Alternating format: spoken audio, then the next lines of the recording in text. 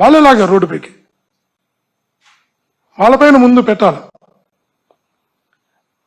మాకు ఒక ఎస్పీ గారు వచ్చారు, సుబ్బరాయుడు గారు, ఒక అడిషనల్ ఎస్పీ గారు వచ్చారు, రఘుమనోహరాచారి గారు. పాపం కూటమి ప్రభుత్వం కళ్ళల్లో అయితే చెప్తారు కదా, ఇప్పుడు సంతోషం చూడాలని పాపం ఇద్దరు కూడా ప్రతి క్షణం తప్పిస్తున్నారు. ఆ తప్పించే క్రమంలో పాపం 22 రోజుల పాటు ఆ తండ్రి ఎక్కడ వాస్తవాలు చెప్పేస్తాడు అని ఆ తండ్రి చుట్టూ ఇద్దరు పోలీసులను కంటిన్యూగా ఆలోచన పెట్టారు.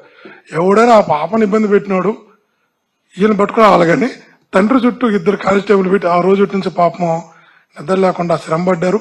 శ్రమపడి 22 రోజుల తర్వాత ఏదో ఒక రకంగా భయపెట్టు, బలవంతం పెట్టు, ప్రలోభపెట్టి ఏం చేశారో, ప్రలోభమో భయమో బలవంతమో పెట్టి ఆ తండ్రి చేత స్టేట్మెంట్ ఇప్పించి మా అందరి మీద కేసులు పెట్టించి పాపం రాత్రి ప్రశాంతంగా నిద్రపోయి ఉంటారు. అంతగా శ్రమించినటువంటి మా జిల్లా ఎస్పీ గారికి, అడిషనల్ ఎస్పీ గారికి అభినందనలు తెలియజేస్తున్నా. పాపం 22 రోజుల పాటు ఆ కేసు పెట్టేంత వరకు వాళ్ళు పడ్డ శ్రమ మన చిత్రువు కూడా రాకూడదని కోరుకుంటున్నా. కానీ ఒకరి మాట చెప్తున్నా, నేను మీరంతా కూడా భాస్కర్ రెడ్డి అంటే మురుడోడు అనుకుంటారు, మొండోడు అనుకుంటారు. మీకు చెప్తున్నా, అంతకన్నా మించి నేను లా గ్రాడ్యుయేట్ని, అంతకన్నా మించి నేను పిహెచ్డి వరకు చదువుకున్నాను. చట్టము తెలుసు, చట్టము చదివే, న్యాయశాస్త్రము చదివే. తప్పకుండా ఎవరెవరైతే తప్పుడు కేసులు పెడుతున్నారో వీళ్ళందరినీ కూడా ఖచ్చితంగా న్యాయస్థానం ముందు అయితే దోషులుగా నిలబెడతా. ఒకరోజు ఆలస్యం కావచ్చు, వదిలిపెట్టే ప్రసక్తే లేదు. ఫస్ట్ పరు నష్టం దావా వేస్తున్నా ఈరోజు. తర్వాత నాకు ఉన్నటువంటి సివిల్ రైట్స్ ఏదైతే ఉన్నాయో దానికి వైలేషన్ కలిగిస్తుంది రిట్ కూడా ఫైల్ చేస్తున్నా. ఇది కాకుండా నిజంగా ఎవరైతే ఆ బిడ్డని, ఆ కుటుంబ పరువును రోడ్డు మీదకి లాగారో ఛానళ్ళు కానీ, పత్రికలు కానీ, పోలీసులు కానీ, వీళ్ళందరినీ వదిలిపెట్టి మా మీద పెట్టినందుకు ప్రైవేట్ కేసు కూడా వేసి వీళ్ళందరినీ కూడా న్యాయస్థానం ముందు నిలబెడుతున్నా. ఇంతకుముందు మీకు ఐడియా ఉంటుంది, ఇదే పరిస్థితుల్లో చంద్రశేఖర్ రెడ్డి అని ఒక అడిషనల్ ఎస్పీగా ఉండేవాళ్ళు. ఇదే రకంగా తప్పుడు కేసులు పెట్టి ఇబ్బంది పెడితే ప్రైవేట్ కేసు వేస్తే కరుణాకర్ రెడ్డి గారి ముందు పెట్టారు. అప్పుడు వేస్తే తర్వాత తను పడ్డ ఇబ్బంది 2003లో జరిగే సంఘటన మేము కూడా ఆ రోజు చెప్పాం, నువ్వు తప్పుడు కేసులు పెడుతున్నావు, ఏదో ఒక రోజు దీన్ని నొప్పి ఈ పెయిన్ భరిస్తావని. తర్వాత అతను పడ్డ ఇబ్బంది, ప్రమోషన్ రాక, ప్రమోషన్ అందుకోలేక, కోర్టుల చుట్టూ తిరగలేక, వాయిదాకు రాలేక, చివరికి పెద్ద ఆయన రాజశేఖర్ గారి దగ్గరికి వెళ్ళి రాజశేఖర్ గారిని కొయ్యమోరంటే ఆ రోజు కోర్టు ముందు కరుణాకరణ వెళ్ళి కేసు విత్డ్రా చేసుకున్నందుకు మనశ్శాంతి లేదు. తప్పుడు కేసులు పెడితే తర్వాత ఎలా ఉంటుందని. ఇదే రకంగా ప్రద్యుమ్న గారు మా జిల్లా కలెక్టర్గా ఉన్నారు. ఎలక్షన్ అప్పుడు చెప్పాం, ఎట్ట పడితే అటు చేస్తున్నాం, అన్యాయంగా చేస్తున్నాం, తప్పులు చేస్తున్నాం, మేము ఖచ్చితంగా న్యాయస్థానాన్ని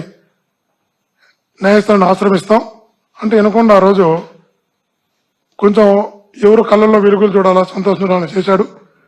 ఈయన చేసిన పుణ్యానికి సెంట్రల్ ఎలక్షన్ కమిషన్ 10 మందిని సస్పెండ్ చేసింది. ఇప్పటికి వాళ్ళు పెన్షన్ రాల. ప్రద్యుమ్న గారి మీద కూడా ఎలక్షన్ కమిషన్ విచారణకు ఆదేశించింది. పాపం నిజంగా ఆయన ఎప్పటికీ జీవితాంతం ప్రద్యుమ్న గారు జగన్మోహన్ రెడ్డి గారికి రుణపడి ఉండాలి. జగనన్నతో పాటు ధనంజయ రెడ్డి గారు కూడా రుణపడి ఉండాలి. వాళ్ళిద్దరు ఐఏఎస్ ధనంజయ రెడ్డి, వీళ్ళిద్దరు ఆ రోజు ధనంజయ రెడ్డి గారు జగనన్న సార్కి చెప్పడం, సీఎం గారికి అప్పుడున్న జగన్మోహన్ రెడ్డి గారికి పోనీ అని చెప్పి ఆ విచారణ చేసినటువంటి వాళ్ళని క్షమించి వాళ్ళకి గుణం ఉంది. రాజశేఖర్ గారు ఆ రోజు అతను పోనీ అన్నట్టు ప్రద్యుమ్న గారి విషయంలో కూడా జగనన్న ఆ రోజు పోన్లే మన ఆఫీసరు, మన స్టేట్ ఆఫీసరు అని చెప్పి తను జగనన్న పుణ్యాన కేసులోంచి బయటపడ్డాడు. కాదని తను చెప్పండి చూద్దాం. అంటే విచారణలో క్లియర్గా, ఎందుకంటే 10 మంది పీఓలు, ఏపీఓలు సస్పెండ్ అయితే కలెక్టర్ గారి ఆదేశాల ప్రకారం ముందు కలెక్టర్ గారి మీద జరుగుతుంది. కాబట్టి ఎట్టి పరిస్థితుల్లో ఎగ్జాంపుల్ చెప్తున్నాం మీకు. నేను ఈరోజు చెప్తున్నా, మీరు కొట్టే దెబ్బ ప్రతి అధికారి ఎవరినో సంతృప్తిపరచడం కోసం, ఎవరి కళ్ళల్లో సంతోషం చూడడం కోసం మీరు కొట్టే దెబ్బ, మీరు పెట్టే కేసులు తాత్కాలికంగా మాకు పెయిన్ కలిగిస్తాయి. తట్టుకోవాలి తాత్కాలికంగా. కానీ తర్వాత మేము న్యాయస్థానాలను ఆశ్రయించే విధానం చట్టాన్ని న్యాయాన్ని వాడుకుని చట్టాన్ని న్యాయాన్ని ఉన్నటువంటి ఇచ్చినటువంటి హక్కులను వాడుకుని చేసేటటువంటి ఈ తప్పులు చేసిన వారి మీద చేసేటటువంటి కేసులు రిటైర్ అయినా కూడా పింఛన్లు కూడా ఇబ్బంది వస్తాయి.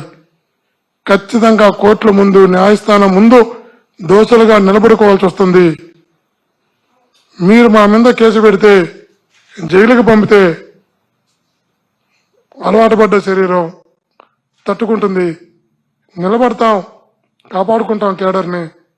తర్వాత మీరు చేసిన ప్రతి తప్పుని ఈ ఒక్క కేసులోనే కాదు, ప్రతిరోజు మీ పరిపాలనలో మీరు చేసేటటువంటి తప్పులను కూడా ఖచ్చితంగా తప్పులను అవినీతిని అన్నిటిని కూడా ఆధారాలతో బయటకు తీసి, చదువుకున్న వ్యక్తిగా చెప్తున్నా, ఆధారాలతో బయటకు తీసి కోర్టు ముందు ఖచ్చితంగా దోషులుగా నిలబెట్టేంత వరకు మా ప్రయత్నంలో లోపం లేకుండా చేస్తామనే విషయాన్ని కూడా మీ ద్వారా తెలియజేస్తూ, డెమోక్రటిక్ వాల్యూస్ లేకుండా చేస్తున్నటువంటి మీ ప్రయత్నం ఏ రోజుకైనా కూడా భవిష్యత్ తరాలకు కూడా ఇది ప్రమాదాన్ని తెచ్చిపెడుతుంది.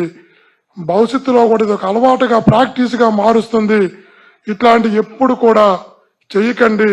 మీ నెట్ రిజల్ట్ ఏంటంటే జగనన్నతో ఉన్న వాళ్ళని ఇబ్బంది పెట్టడం, లేదు అంటే ఎవరైతే ఈ తప్పుడు కేసులతో అందరిని భయభ్రాంతులు చేయడం, ఈ ఆలోచన డెమోక్రసీలో కరెక్ట్ కాదు, మంచిది కాదు. మరలా చెప్తున్నా, డెమోక్రటిక్ వాల్యూస్ మీరు పూర్తిగా నాశనం చేస్తున్నారు. కరెక్ట్ కాదు. ఒక్కసారి చెప్తున్నా, గుర్తుంచుకోండి. విజ్ఞప్తి చేస్తున్నా, తప్పుడు కేసులతో చిన్న చిన్న వాళ్ళని పల్లెల్లో వందల మందిని వేల మందిని మీరు రోజు పెట్టుకుంటూ పోతున్నారు. ఈ రోజు వాళ్ళ పెయిన్ భరించచ్చు. ఆ పాపం, ఆ తప్పు భగవంతుడి రూపంలోనూ శిక్ష వస్తుంది, న్యాయస్థానం రూపంలోనూ శిక్ష వస్తుంది. అంతదాకా తెచ్చుకోకుండా ఉండమని ప్రతి అధికారికి కూడా తెలియజేస్తూ నమస్కరిస్తూ సెలవు.